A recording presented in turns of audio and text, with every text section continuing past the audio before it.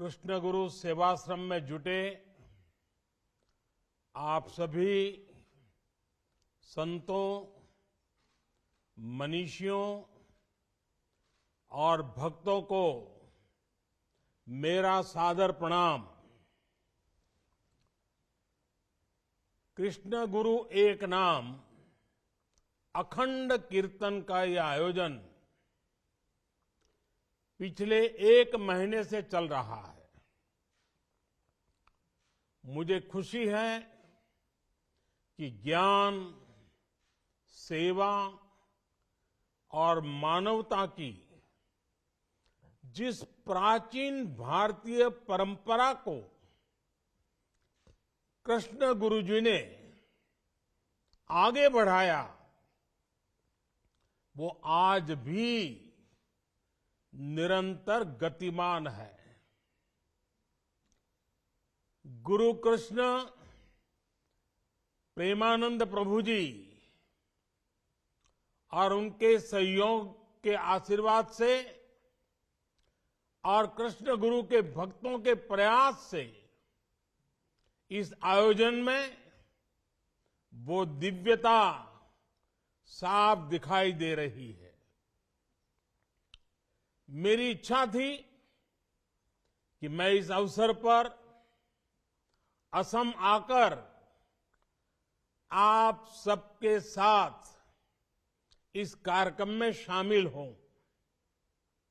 मैंने कृष्ण गुरु जी की पावन तपोस्थली पर आने का पहले भी कई बार प्रयास किया है, लेकिन शायद मेरे प्रयासों में कोई कमी रह गई कि चाहकर के भी मैं अब तक वहां नहीं आ पाया। मेरी कामना है कि कृष्ण गुरु का आशीर्वाद मुझे ये अवसर दें कि मैं आने वाले समय में वहां आकर आप सभी को नमन करूं, आपके दर्शन करूं। साथियों, कृष्ण गुरु जी ने विश्व शांति के लिए हर 12 वर्ष में 1 मास के अखंड नाम जप और कीर्तन का अनुष्ठान शुरू किया था। हमारे देश में तो 12 वर्ष की अवधि पर इस तरह के आयोजनों की प्राचीन परंपरा रही है और इन आयोजनों का मुख्य भाव रहा है कर्तव्य। ये समारोह व्यक्ति में, समाज में कर्तव्य बोध को पुनर्जीवित करते थे। इन आयोजनों में पूरे देश के लोग एक साथ एकत्रित होते थे। पिछले 12 वर्षों में जो कुछ भी बीता समय में हुआ है, उसकी समीक्षा होती थी, वर्तमान का मूल्यांकन होता था और भविष्य की रूपरेखा तय की जाती थी। हर 12 वर्ष पर कुंभ की परंपरा भी इसका एक सशक्त उदाहरण रहा है। 2019 में ही असम के लोगों ने ब्रह्मपुत्र नदी में पुष्करम समारोह का सफल आयोजन किया था। अब फिर से ब्रह्मपुत्र नदी पर यह आयोजन 12वें साल में ही होगा।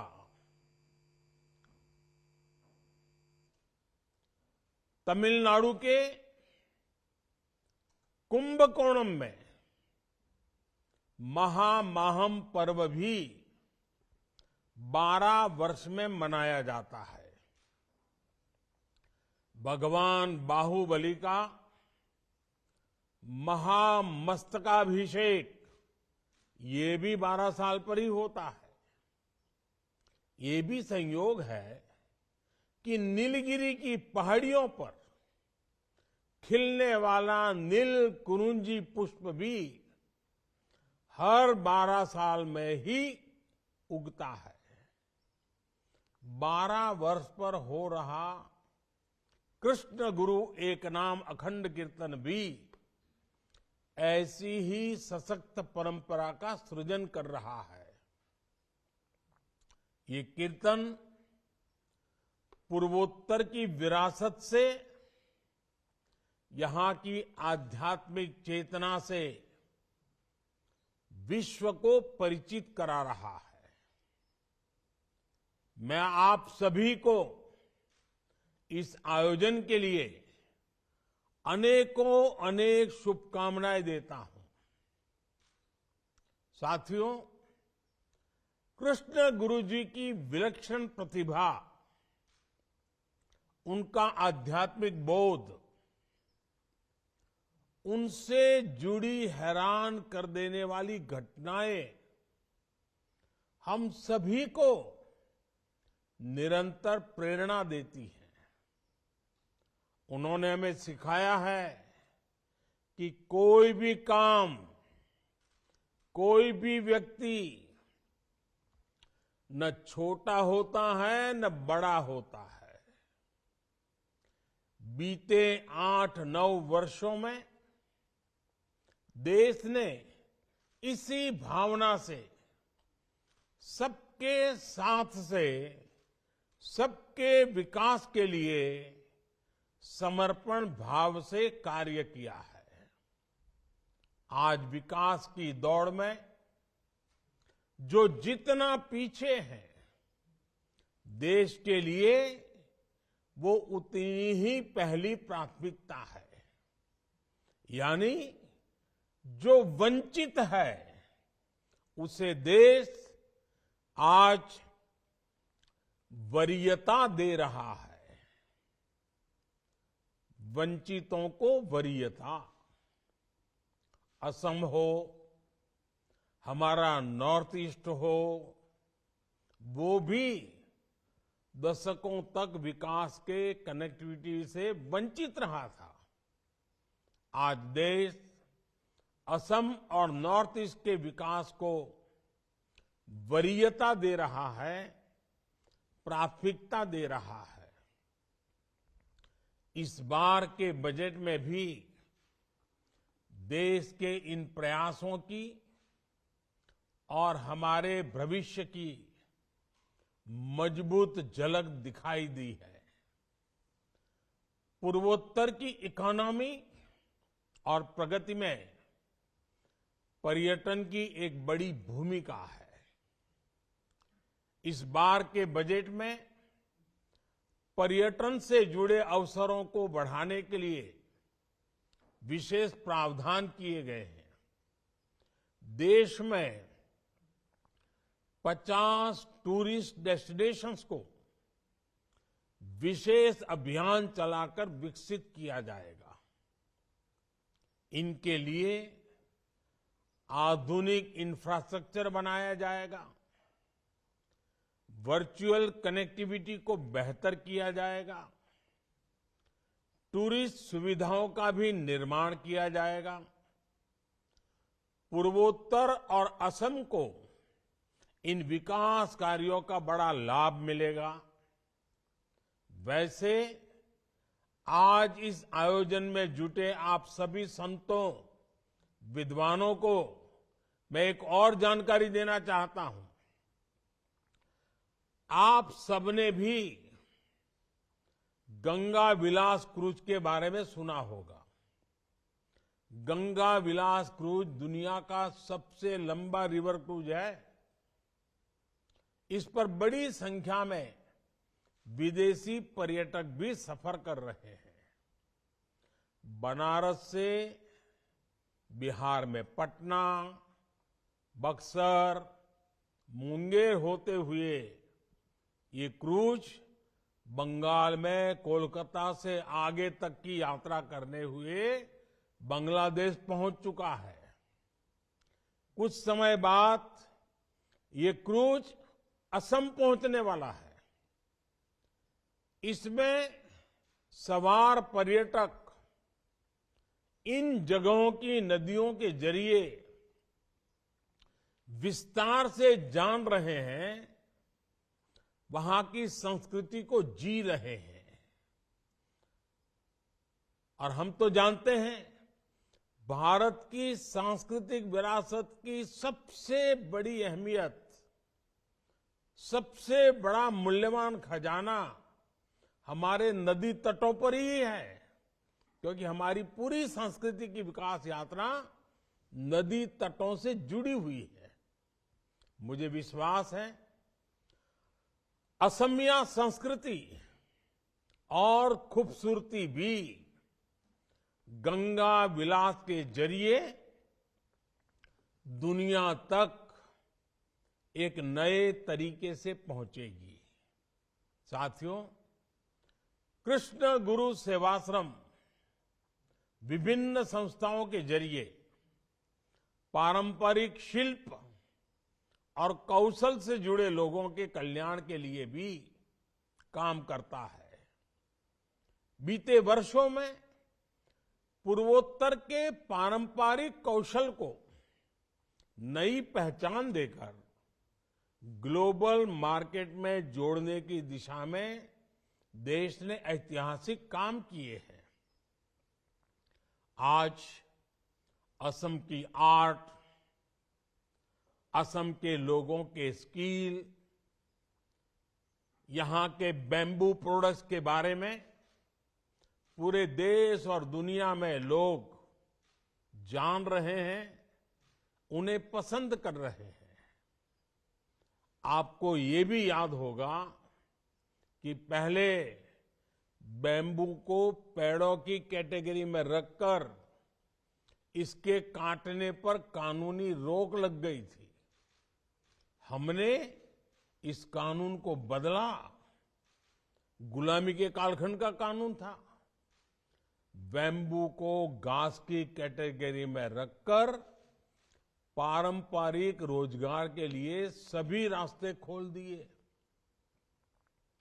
अब इस तरह के पारंपरिक कौशल विकास के लिए इन प्रोडक्ट्स की क्वालिटी और पहुंच बढ़ाने के लिए बजट में विशेष प्रावधान किया गया है। इस तरह के उत्पादों को पहचान दिलाने के लिए बजट में हर राज्य में यूनिटी मॉल, एकता मॉल बनाने की भी घोषणा इस बजट में की गई है। यानी असम के किसान, असम के कारीगर, असम के युवा जो प्रोडक्ट्स बनाएंगे, यूनिटी मॉल, एकता मॉल में उनका विशेष डिस्प्ले होगा ताकि उसकी ज्यादा बिक्री हो सके। यही नहीं, दूसरे राज्यों की राजधानी या बड़े पर्यटन स्थलों में भी जो यूनिटी मॉल बनेंगे, उसमें भी असम के प्रोडक्ट्स रखे जाएंगे।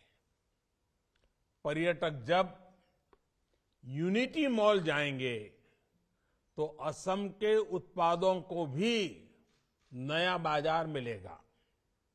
साथियों, जब असम के शिल्प की बात होती है तो यहां के ये गोमाशा का भी, ये गोमोशा, इसका भी जिक्र अपने आप हो जाता है।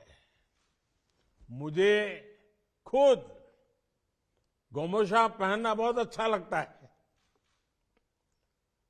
हर खूबसूरत गोमोशा के पीछे असम की महिलाओं, हमारी माताओं बहनों की मेहनत होती है। बीते 8-9 वर्षों में देश में गोमोशाओं की, उसको लेकर आकर्षण बढ़ा है तो उसकी मांग भी बढ़ी है। इस मांग को पूरा करने के लिए बड़ी संख्या में महिला सेल्फ हेल्प ग्रुप सामने आए हैं। इन ग्रुप्स में हजारों लाखों महिलाओं को रोजगार मिल रहा है। अब ये ग्रुप और आगे बढ़कर देश की अर्थव्यवस्था की ताकत बनेंगे। इसके लिए इस साल के बजट में विशेष प्रावधान किए गए हैं। महिलाओं की आय उनके सशक्तिकरण का माध्यम बने, इसके लिए महिला सम्मान सेविंग सर्टिफिकेट योजना भी शुरू की गई है। महिलाओं को सेविंग पर विशेष रूप से ज्यादा ब्याज का फायदा मिलेगा। साथ ही पीएम आवास योजना का बजट भी बढ़ाकर 70,000 करोड़ रुपए कर दिया गया है, ताकि हर परिवार को, जो गरीब है, जिसके पास पक्का घर नहीं है, उसका पक्का घर मिल सके। ये घर भी अधिकांश महिलाओं के ही नाम पर बनाए जाते हैं। उसका मालिकी हक महिलाओं का होता है। इस बजट में ऐसे अनेक प्रावधान हैं जिनसे असम, नागालैंड, त्रिपुरा, मेघालय जैसे पूर्वोत्तर राज्यों की महिलाओं को व्यापक लाभ होगा। उनके लिए नए अवसर बनेंगे। साथियों, कृष्ण गुरु कहा करते थे, नित्य भक्ति के कार्यों में विश्वास के साथ अपनी आत्मा की सेवा करें। अपनी आत्मा की सेवा में समाज की सेवा, समाज के विकास के इस मंत्र में बड़ी शक्ति समाई हुई है। मुझे खुशी है कि कृष्ण गुरु सेवाश्रम समाज से जुड़े लगभग हर आयाम में इस मंत्र के साथ काम कर रहा है। आपके द्वारा चलाए जा रहे ये सेवा यज्ञ देश की बड़ी ताकत बन रहे हैं। देश के विकास के लिए सरकार अनेकों योजनाएं चलाती है, लेकिन देश की कल्याणकारी योजनाओं की प्राणवायु समाज की शक्ति और जनभागीदारी ही है। हमने देखा है कि कैसे देश ने स्वच्छ भारत अभियान शुरू किया और फिर जनभागीदारी ने उसे सफल बना दिया। डिजिटल इंडिया अभियान की सफलता के पीछे भी सबसे बड़ी वजह जनभागीदारी ही है। देश को सशक्त करने वाली इस तरह की अनेकों योजनाओं को आगे बढ़ाने में कृष्ण गुरु सेवाश्रम की भूमिका बहुत अहम है। जैसे कि सेवाश्रम महिलाओं और युवाओं के लिए कई सामाजिक कार्य करता है। आप बेटी बचाओ, बेटी पढ़ाओ और पोषण जैसे अभियान को आगे बढ़ाने की भी जिम्मेदारी ले सकते हैं। खेलो इंडिया और फिट इंडिया जैसे अभियानों से ज्यादा युवाओं को जोड़ने से सेवाश्रम की प्रेरणा बहुत अहम है। योग हो, आयुर्वेद हो, इनके प्रचार प्रसार में आपकी और ज्यादा सहभागिता समाज शक्ति को मजबूत करेगी। साथियों, आप जानते हैं कि हमारे यहां पारंपरिक तौर पर हाथ से किसी औजार की मदद से काम करने वाले कारीगरों को, हुनरमंदों को विश्वकर्मा कहा जाता है। देश ने अब पहली बार इन पारंपरिक कारीगरों के कौशल को बढ़ाने का संकल्प लिया है। इनके लिए पीएम विश्वकर्मा कौशल सम्मान यानी पीएम विकास योजना शुरू की जा रही है और इस बजट में इसका विस्तार से वर्णन किया गया है।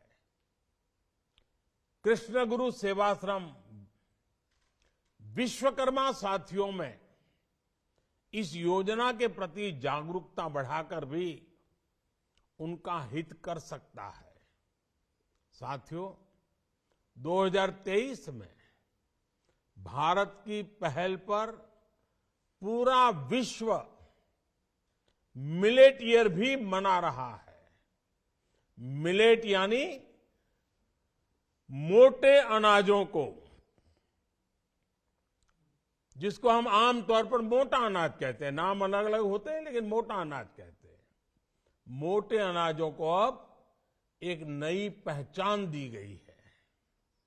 ये पहचान है श्री अन्न, यानी अन्न में जो सर्वश्रेष्ठ है वो हुआ श्री अन्न। कृष्ण गुरु सेवाश्रम और सभी धार्मिक संस्थाएं श्री अन्न के प्रसार में बड़ी भूमिका निभा सकती हैं। आश्रम के जो प्रसाद बढ़ता है, मेरा आग्रह है कि वो प्रसाद भी श्री अन्न से बनाया जाए।